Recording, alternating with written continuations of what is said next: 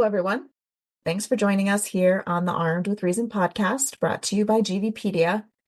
Today is our third and final back to school themed episode. And I must admit, I have some mixed emotions about the topic for today, because while the information is critical, as a parent, I don't think I'll ever be able to fully accept the fact that we live in a country where such a data collection tool has to exist. But it is our reality, and I'm very grateful to our guest for the work that he has contributed to this field. Today, we're speaking with David Riedman, who is the creator of the K-12 school shooting database. He's also chief data officer at a global risk management firm and a tenure-track professor. He hosts a weekly podcast, appropriately named Back to School Shootings, and publishes articles in the School Shooting Data Analysis and Reports Substack. So, David, thank you so much for coming on the podcast to speak with us today. Yeah, unfortunately, this is a topic that becomes relevant again, this year. And there's the tragedy at Appalachian High School that so many people are familiar with. But there have been a dozen or more shootings at other schools in these first couple weeks of the year. Right. I think every school year, maybe there's some hope that something has changed and that our students will be safer. But unfortunately, the reality is that that's not the case. So I'm going to segue into our first question here, which is what motivated you to get into this line of work and start the school shooting database? This was a project that I never intended to work on. It wasn't a topic or even an approach that I had considered. I was in a postgraduate think tank program at the Naval Postgraduate School, and it was focused on emerging homeland security issues and thinking about the challenges that we would face as emergency management and security practitioners over the next decade. And as I was sitting in a classroom, the Parkland shooting occurred. And I'd been working in homeland security for more than 15 years at that point. And I'd been to countless briefings about the Boston Marathon bombing or other terrorist attacks where 2 people were killed or no people were killed or it was a near miss. And I had never heard a Homeland Security community discussion around school shootings. Yet there were 17 kids killed in that school, 17 more injured. That is a major national level, international level incident. So I originally was interested in using some of the threat assessment tools from counterterrorism and applying them to school shootings. And there have been lots of people that have taken ideas and technology and policies and procedures and armed security and so on from the terrorism realm or the military realm, and they've said, let's just apply this to schools. But when I came up with an idea and a concept for what a threat assessment tool might look like, I wanted to test it against all of the prior incidents. How many incidents would this actually stop? How many shooters would this actually identify? And what it turned out is that information wasn't available. So everybody that was implementing school security strategies from Columbine all the way up through Parkland was just taking guesses. They were just making up solutions. So the school shooting database started as just a spreadsheet of incidents to say, would this threat assessment tool have worked here? Yes or no? And from there, it turned into a data collection effort because there were far more school shootings than I expected. There were far more suicides at schools than I expected. Actually, there was this entire scope of gun violence on school property that wasn't being captured anywhere. So then the project shifted from creating a threat assessment tool to just capturing data about school shootings. And unfortunately, there's so many incidents, so many threats, so many averted attacks, even thousands of guns found in schools every year, that just doing this data collection is a 6-year project that I work on every day and is nowhere close to over.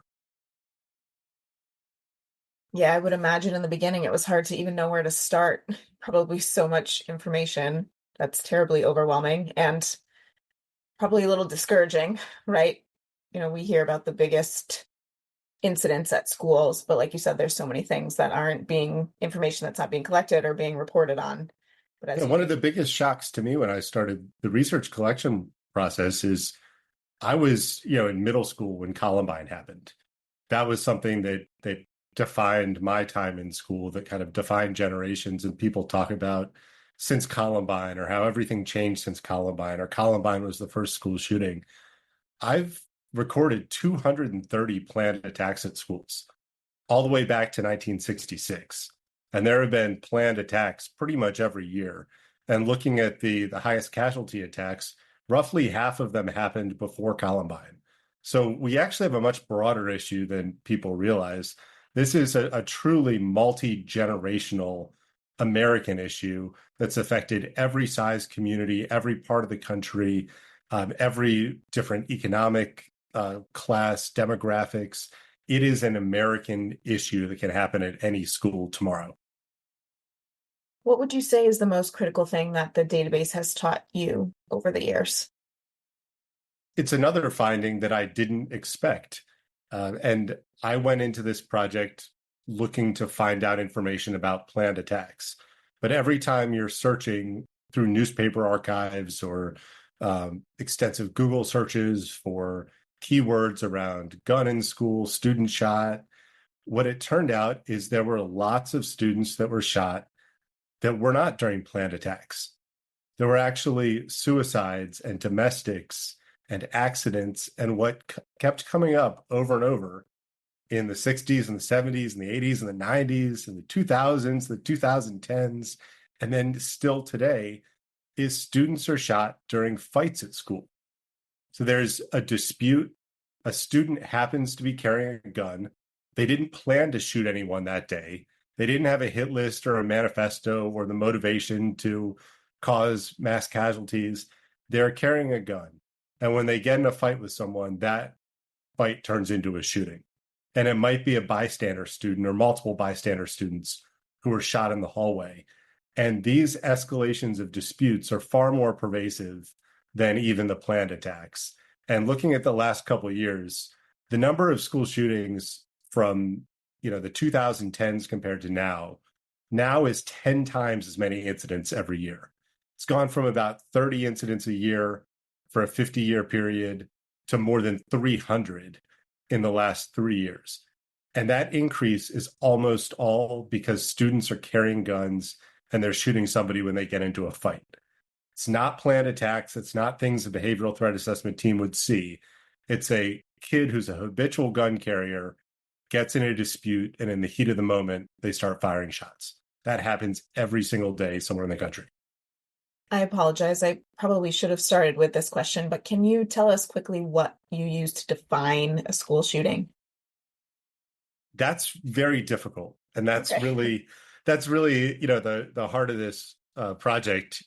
If you want to drop it in the show notes, there's a recent published paper that explores all of the different definitions of school shootings and why there are all of these different definitions. And really, it comes down to the federal government should have taken leadership, should have taken a role in collecting data about gun violence in schools and violence in schools in general. But the federal government doesn't collect that data. There's no unified collection strategy at the state level. There's no specific law about school shootings or active shooters or mass shootings. Those are all just colloquial terms that aren't, defined by any government agency or any legal precedent. So ultimately, if you're a researcher and you're doing data collection, whatever you decide something is going to shape every other piece of research that's based on that data. So I didn't want to be somebody that's going to introduce my biases into other research. If I say a shooting that's a suicide doesn't matter, that's me deciding that that's a data point that I'm going to take out of this. If it's a shot that was fired and it just missed someone, that's just chance. They could have been killed, they could have been wounded, or maybe it missed. A gun was still fired. So I'm now deciding, was that an important shooting or not? So what I decided to do is just go with the most basic, inclusive definition possible. A gun fired on school property any time of day, any reason, any day of the week. Because what someone else can do is go into the database, download the spreadsheet. If you're not interested in shootings at night, that's a category. You can sort by night and click delete. And now that's deleted from whatever analysis you want to run. If you're not interested in suicides, you can select suicide, hit delete on the spreadsheet. That takes somebody 5 seconds. Trying to find every suicide that happened at a school in the last 60 years is an effort that takes weeks. So my goal is give as much information as possible. Any shooting that has a nexus to that school campus that's occurring on school property is something that I record, and that enables hundreds of other people who've published with this data to then use it for their own purposes and filter it however they want. Yeah. And that kind of reminds me of just the broader discussion, debate over gun violence as well, where you'll have like lots of people talking about how it's like, oh, well, suicide shouldn't count, or if it's gang violence, that shouldn't count. Or it's just like, all right, well, in the end, what does count for you? And it's interesting as well that you mentioned that many of the school shootings, and it's a rising category, are due to arguments. And that's one of the things that I've seen in gun violence data overall, and even like mass shootings, depending on how you define them, it's still mostly argument based. It's not planned gang turf wars. It's not planned people who spent months researching and then going to attack. It's just some sort of fight escalates, and what would in previous years have been a fist fight or something, because a gun's involved, people reach for what's available, and it's vastly more likely to turn lethal if the gun's involved. And also, given the scope of your work going back 60 years, I'm kind of curious, because one criticism of many existing databases tracking almost any form of gun violence is that, well, it's not that incidents are really increasing, it's just that there's more media coverage now, and it's much harder to retroactively find, quote unquote, like minor incidents. So how do you approach this potential problem in your work, where it's just the further you go back, the harder it may be to find incidents? Yeah, that's just a limitation of the research that you need to be transparent about. And I also recently recorded an episode with a criminologist who specializes as a methodologist, and we spoke extensively about how you overcome limitations and flaws in data. And that's unfortunately just a situation that we have when, again, the federal government and state governments haven't taken a concerted effort to collect this information. I've spoken with police departments based on incidents that I found in the 1980s and 1990s, where it seemed like from the news story, there's more information that we need to gather about this incident. Like, this might have been a really significant incident. It's kind of hard to tell from the newspaper article. So I'll contact the police department and ask if I can do an open records request or if a report's available. And police departments that I've reached out to about these incidents in the 1980s and 1990s, they say we don't have any records of it, because either the police department has gone from paper records to a first hard drive electronic system, to a first server system, to a second generation server system, to a cloud server system, and they've lost records along the way, or they only need to retain records for 20 years or 25 years.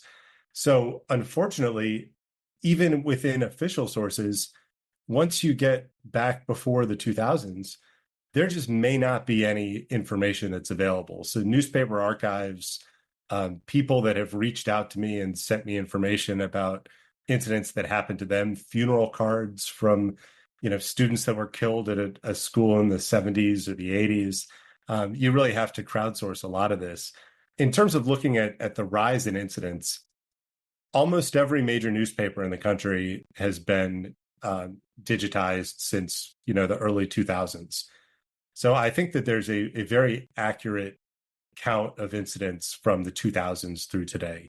And just looking at that time period, there's unquestionably an increase after 2018, and then after 2021, when students returned to school after COVID closures. And it's after 2021 when there's been this significant spike in those escalations of disputes turning into shootings. And that follows national patterns of violent crime and shootings in public.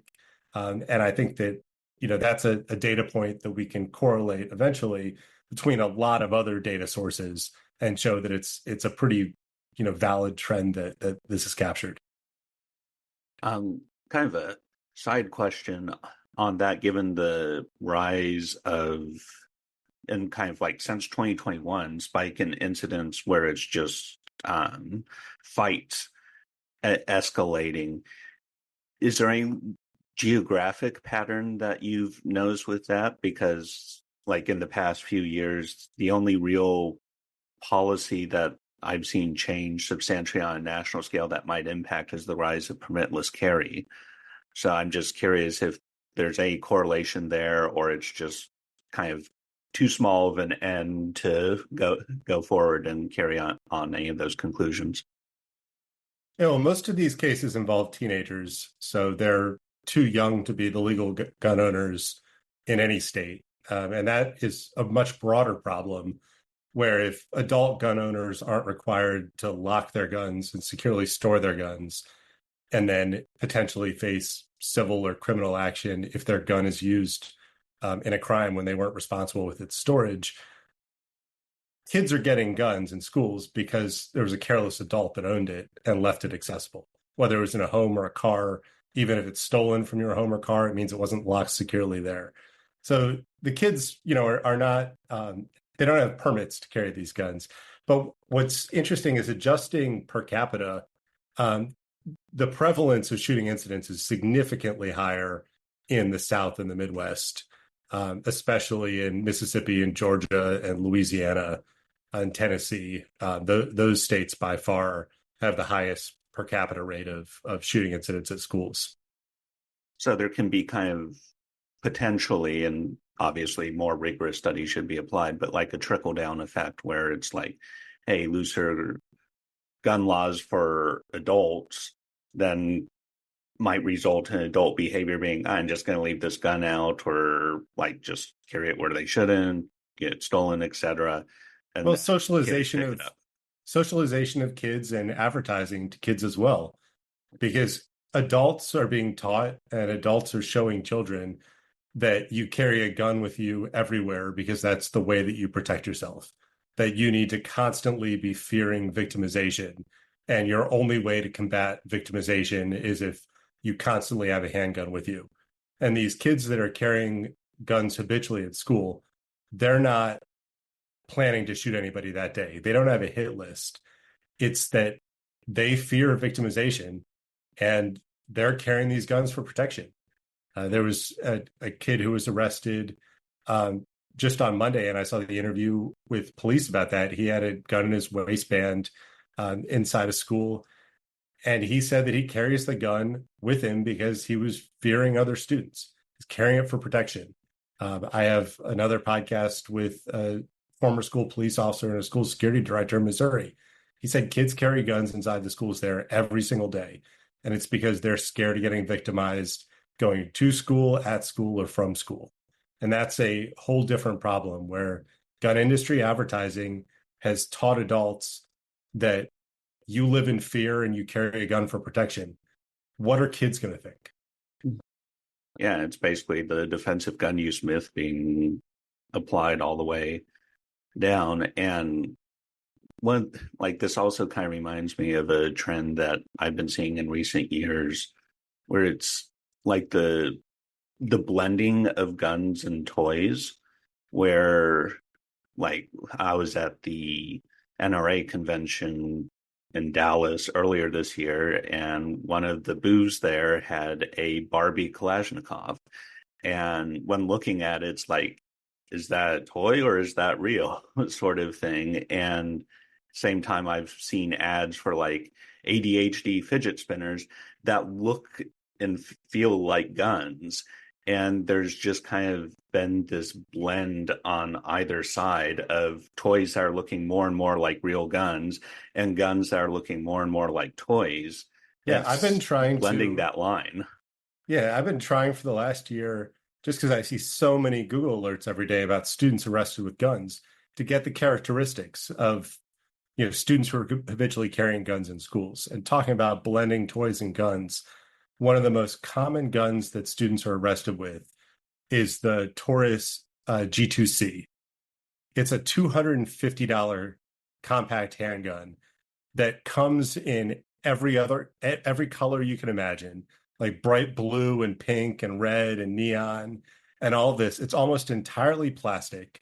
Like, it looks like a toy.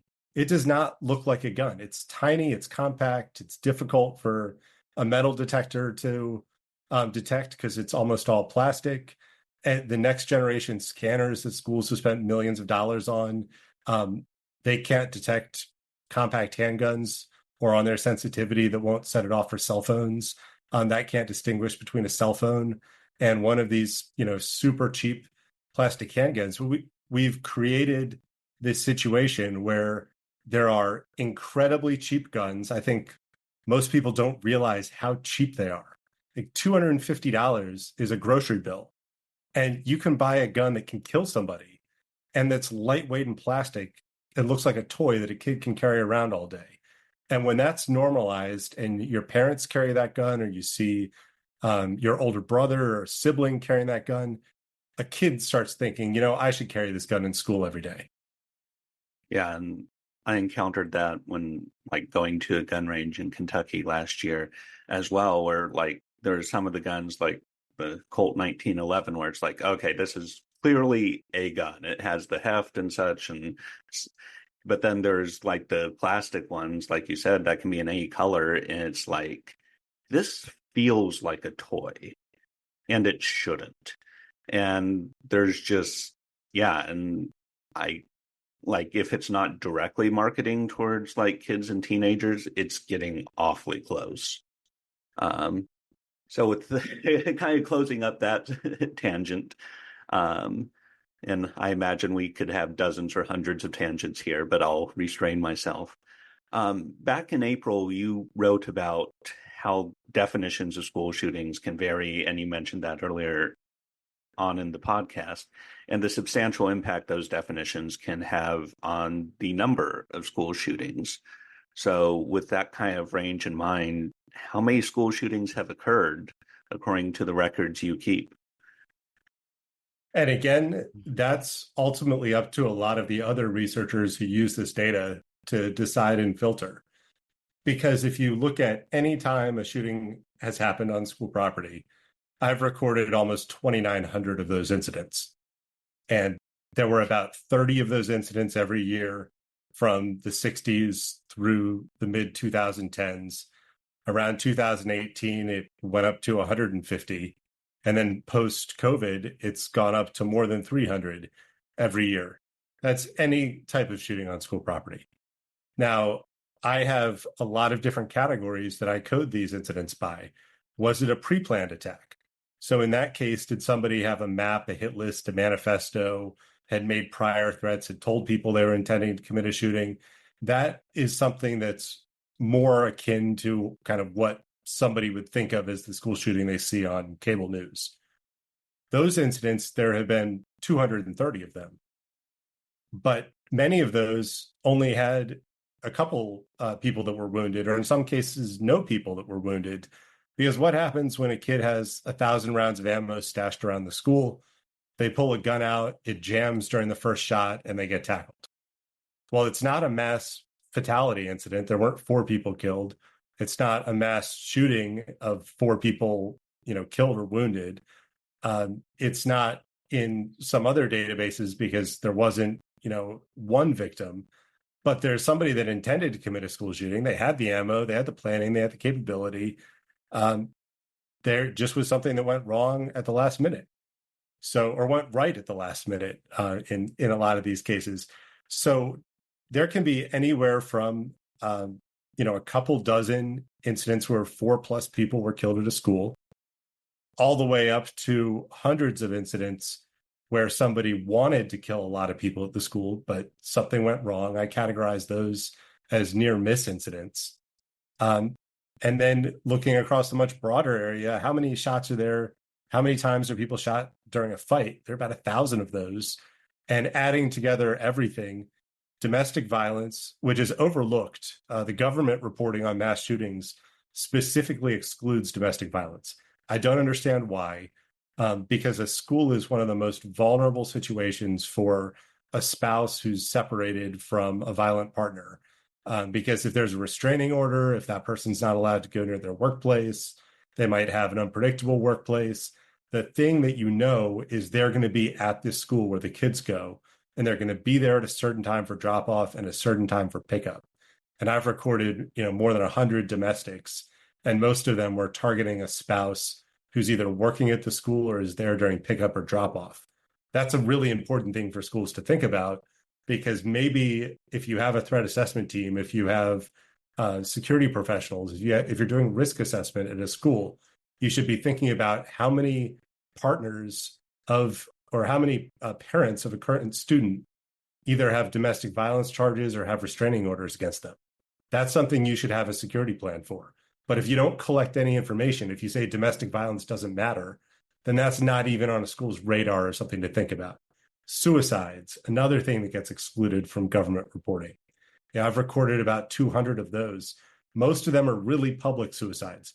Kids kill themselves in the front of the classroom, in the cafeteria, on the stage at graduation.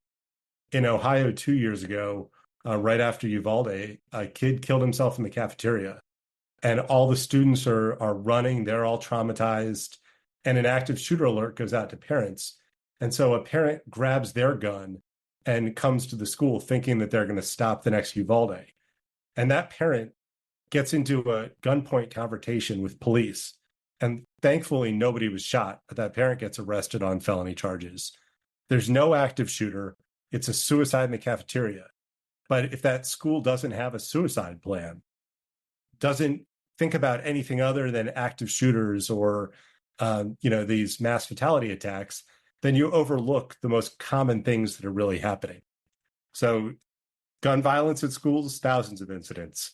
Fights at schools, 1,000 incidents. Near misses, about 400. Deliberately planned, kind of carried out attacks, about 240.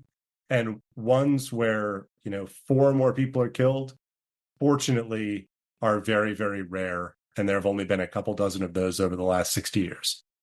Yeah. Well, and I think that's an excellent point with domestic violence as well, because I've definitely seen reports by organizations linking domestic violence with mass shootings overall, but I might have missed it, but I really haven't seen that reported widely for school incidents and domestic violence. And it's in a particular area like pickup and drop off, where no matter how much you harden the school with only one entrance, which is a terrible idea to begin with, or have the bulletproof windows or doors locking, none of that is going to stop a domestic violence incident during pickup and drop off. And one of the things that consistently irritates me with the whole we just need to harden these areas is every time you harden an area, you're creating a new weak point, because there's going to be somewhere outside of that hardened area where people are going to be entering and exiting. And you just can't continue to expand the security perimeter. And particularly if it's a targeted domestic violence type attack, that's going to happen regardless of what hardening measures. And there just needs to be a more comprehensive approach and thinking how do we prevent the domestic violence abuser from obtaining this lethal weaponry in the first place, and have warning systems there. And it also overlooks the broader issue that it's very rare for a random person to commit a school shooting. Yeah. Hardening schools overlooks the fact that most of the people that commit a school shooting are allowed to be there. They're allowed to be inside the hardened building. Most deliberate school shootings are committed by current students or recently former students who know the facility. They've been trained in the procedures. They probably have an access control badge, or they know the code for the door, or they know the whatever cryptic warning there's going to be about a lockdown.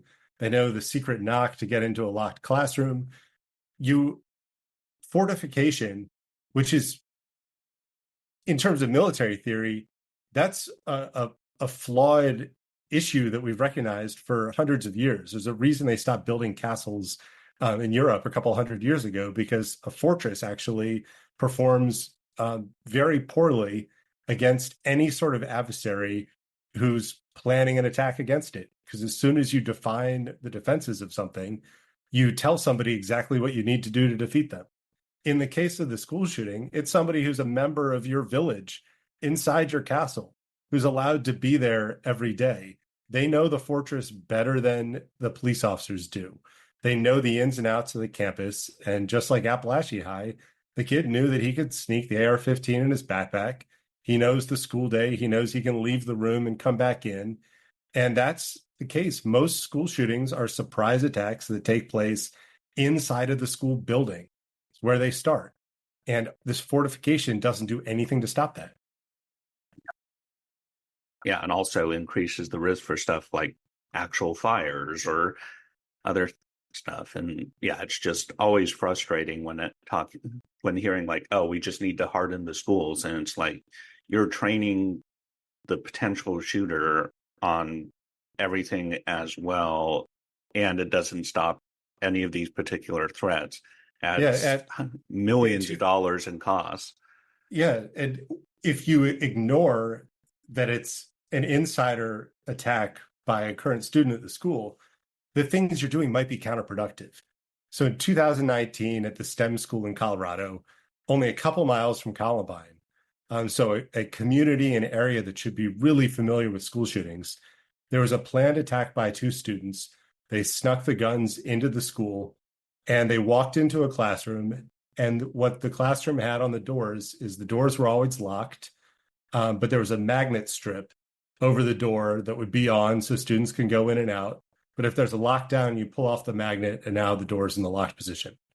So when these two students entered the classroom with guns and a guitar case and a backpack, the first thing they did was peel the magnet strip so that the security guards and other people couldn't get into that classroom to stop them. And then the shooting starts inside the classroom. So now schools have drug house style fortified doors with drop bars where there's no patrol police officer who has the tools to get through that kind of door. You're going to need the SWAT team to blow it off with explosives or, to drive a vehicle through the wall. And you're not realizing that a student who wants to commit a school shooting, most start and end in the same room. You've now created a barrier that's going to stop help from getting there. I mean, look at just what a closed door did in Uvalde. And schools are putting fortified drug house doors that you can't break down into classrooms without looking at the data that school shootings start in classrooms. It's crazy. Yeah. And sort of extending off of that, one of the things at GVpedia we heavily focus on is countering the gun lobby's fire hose of falsehood and disinformation in general. And kind of extending off this, what are some of the most common pieces of disinformation that you encounter in your work? Yeah, this came up in the aftermath of Appalachia High and a lot of the political statements about this, saying school shootings happen because schools are soft targets. My formal education is in terrorism and counterterrorism and national security. Soft target is a term that became popular after 9/11 for a public place that a terrorist group might try to target, a public place where they'd have the highest probability of likelihood for committing mass casualties. A terrorist group is trying to do something that is going to have impact, that's going to get attention, that's going to push a political agenda and strengthen the standing of their group. So they want to do highly visible actions for that. School shooters, teenage school shooters, are not transnational terrorist group members. They don't have a social identity tied to a group's broader issues with society and the agenda that they're trying to move forward. These are kids that have sustained a trauma that's linked to the school it's not resolved, and they develop a grievance. And as the grievance grows, it becomes violence that's directed at that school because they see that as their only pathway to be heard and to be noticed and to take action against this kind of perceived grievance against them. It's highly personal. They are not thinking about other places. The school is the only target. There's no deterrent factor that adding a guard or a gun or a gate or lights or a biometric sensor, none of those things change it because the school was their only target all along. It's completely different from terrorism. So we've taken these terrorism theories from 25 years ago and we've applied them to school shootings without anyone understanding the difference between terrorists versus teenage school shooters who have a personal grievance. That is this incredible falsehood that somehow an armed person, an armed teacher, an armed guard, a building that looks like a castle, this is going to drive away the school shooter. No, it's not, because the school shooter is a member of that school and their only interest is in attacking that school. They really don't even care how many people they hurt or kill. They ultimately want to die during the attack. It's a violent public suicide. And that's one of the theories that, based on peer-reviewed research, when there's a school shooting in a building with an armed guard, there are 3 times as many fatalities as when there's not an armed guard on campus. So it actually may be something where you're making it even more of an incentive because that school shooter thinks this is a fair fight. I'm going to go out in this blaze of glory. I'm going to die at the hands of the school police officer. You may be just incentivizing that school as a target for a young person with a grievance against it. Yeah, it's the whole gun-free zone myth that's been applied to mass shootings in general and is based off of actual data fraud and just a complete misunderstanding. Even with mass shootings more broadly, it's grievance targeted. There are very rare shootings where it's trying to maximize casualties. It's a grievance and specifically targeted towards that. And it's just this whole mythos around like that further feeds into, oh, if we just have more guns to prevent this person, they'll be deterred and never do it. It's like, no, that's not the psychology behind it. That's not any of the research behind it. So the terrorism theories are misapplied. And then in a lot of the political statements right after the Georgia school shooting, a prominent candidate said, we need to stop psychos from thinking they can walk into schools. Well, there's no nexus between diagnosed mental illness and school shootings. Most often it's people that are completely lucid during the shooting. It's somebody that has spent months or even years making a really calculated plan about the attack. They may be suicidal, they may be depressed, but they're not people that are in psychosis or suffering from schizophrenia or severe mental illness. And then the thought that it's this psychotic person coming in, there's this illusion that a school shooter is an outsider. It's this crazy outside person. And if we just have a locked door and a school police officer that can kill them when they show up on the campus, then that's going to solve this problem. Well, that almost never happens. It's somebody who's either allowed to be there or knows that campus inside and out because they're a former student or somebody in that community. So they're not crazy. They're not deterred by security or fortifications. They want to die and they know the campus. So that's this myth, scary mentally ill outsider. It is not true. And building fortification of schools and putting money into stopping that imagined scenario is completely counterproductive. And before I turn it back over to Caitlin for the final couple of questions, like that tends to be also mirror the myths around gun violence in general, and whenever you look at political statements, it's like, oh, it's this outside group right now. It's focusing on immigrants or Democrats in blue cities, or it's always like this crazy outsider theory that's causing it.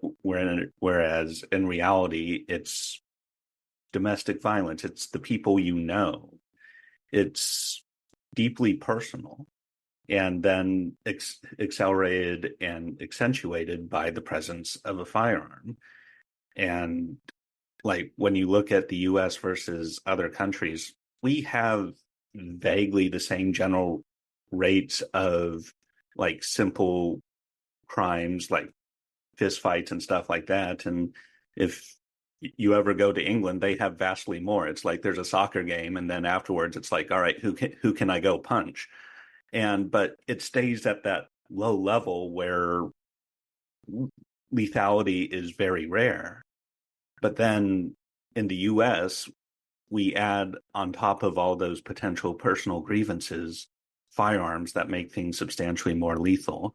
And so it's just an entire, as you've mentioned, miscalibrated application of deterrence theory, terrorism, and such to something that's not that. And it Well, leads to wrong conclusions.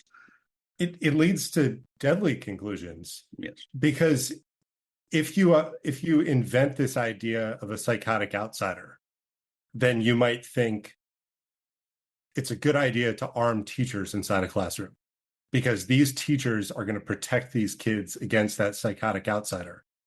But when you realize that the school shooter might be a 6-year-old kid with a gun in Rich Neck, Virginia, you have a 6-year-old kid in a classroom. And if you have an armed teacher in that classroom, is that armed teacher supposed to shoot and kill a 6-year-old kid in their classroom? Yeah. Or a 10-year-old kid or a 12-year-old kid or a 14-year-old? Whatever the case is, school shootings most often are students at the school. And if you realize they're students at the school, you're putting a teacher into a position of, in a split second, making the decision to take a life of one of their students and do that inside the most dangerous environment possible. Like a teacher needs to, in a split second, see a 6-year-old pull a gun out of a backpack, get into the mental state of, I'm going to kill this 6-year-old, and then accurately fire with a handgun with just a couple hours of training, maybe, or maybe even no training. You're going to fire in a crowded classroom, somehow not hit any of the other 6-year-olds, and then that's going to be chalked up as a success. Yeah, That like scenario mission accomplished, normal day teaching, which is it's just a mind-boggling, very sad theory. And speaking of that sad theory, like 4 or 5 days ago, there's this headline at Real Clear Politics, a very right-wing publication, says, "Don't blame parents for school shootings, arm teachers." And I think we can all guess who the author of that piece was. But yeah, it's just insane. Yeah, once you break down the fantasies, you realize that these multi-billion-dollar investments are completely misguided, that the idea that more guns in the school are going to somehow make it safer. And that completely ignores, with everything I see in my Google alerts, there are guns found inside schools. There are people that lose guns. There are school resource officers who accidentally fire guns. There are staff members who accidentally fire guns. There are parents who accidentally fire guns. You're creating incredible risk. You're creating an insurance liability. You have a situation where a teacher now isn't thinking about being a teacher. They're thinking all day long about either being mentally ready to kill one of their students. And then you've put them in these situations where they may have to kill a kid. They may have to think, if there's a fight in the classroom, do I start shooting? Like we've jumped to the highest level in the police continuum of use of force in the classroom without any training, without any supplies, without any of the education and knowledge and hands-on training that police officers have. We've said you are going to jump to deadly force without having anything that a police officer puts into trying to prevent a situation from getting there. Yeah, and then we're going to pay that teacher minimum wage, force them to buy their other supplies, and then ban what books that they're going to teach. But at least they can use lethal force. It's sad. Caitlin, over to you after my ranting on this. Well, on my own personal tangent, right? The hardening of schools and classrooms, like you said, doors closing and locking behind you. We are forgetting the a real threat that is present everywhere, which is what happens when there's a fire in your classroom, right? The fuel load, the fact that fires burn hotter and faster than they ever have before. Your ability to get out of a space is severely limited. It's very short, especially when you're trying to corral 20 kids outside of a classroom. And we've just put a teacher and those students in a scenario where, whether it's smoke inhalation or burns or whatever, but by the time you get that door open, nobody inside is going to have survived that, especially Yep. when there are certain schools that are teaching you when you hear the fire alarm, don't leave. Yeah, Tennessee passed a law saying schools can't be evacuated until staff confirm a fire alarm. And that your scenario also overlooks that about 15% of students in the US have some sort of access or functional needs, and most of them can't open or operate a lot of these doors that now have non-NFPA compliant pushers and closers. So if you have doors that automatically lock, can a kid in a wheelchair, can a kid with limited vision, are they able to navigate that building at all? That's something that's been completely forgotten. And then what's far more common, unfortunately, than shootings is assaults and sexual assaults in schools. And if you put a lock on every door, then that can be a situation where a student is raped inside when other people either don't see it or can't get in to help them, that a student that is going to be beat up by another group of students, all you have to do is go into a classroom and shut the door behind you, that unfortunately there are school police officers, there are teachers that rape and molest and sexually abuse students. Now they have a locked door and a door without a window in a lot of schools, where they now have a completely private space where there's no way for that student to get help. People are missing, the highest likelihood for these incredibly improbable kind of imaginary scenarios that have been created. Well, now that we've talked about all the things that don't work, what sort of change should we be championing in order to truly make our schools safer? The number one biggest thing is children and teenagers can't buy guns. They can't legally carry guns. They can't go to a store and get a gun. So anytime a teenager or a kid has a gun at school, that is a legally owned weapon that somebody wasn't accountable for.